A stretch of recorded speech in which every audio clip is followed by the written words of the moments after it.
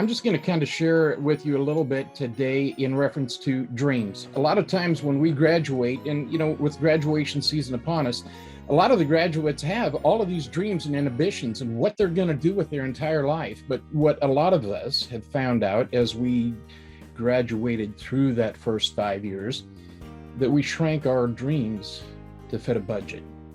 Anybody else been there? And, you see the planes back here on my wall, I guess, over this shoulder. And, that was one of my dreams, was aviation. Several years ago, I got my pilot's license, but I haven't been able to afford to continue on.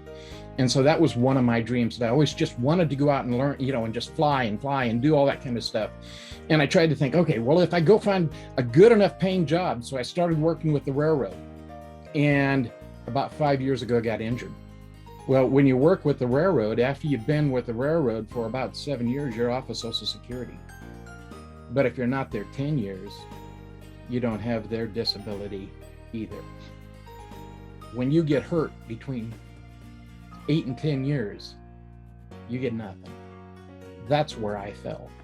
Ended up crushing 3 discs in my back, severed the quadricep off on a knee, and had the other hip replaced. So at that point in time, now my wife's a registered nurse, and nobody believes that you can't go back to work because they don't want to pay any disability. So long and short of the story, you've all been through that.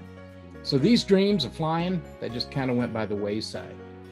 But with my wife being a nurse and COVID hit, here I really couldn't do what I needed to do to bring her out of that.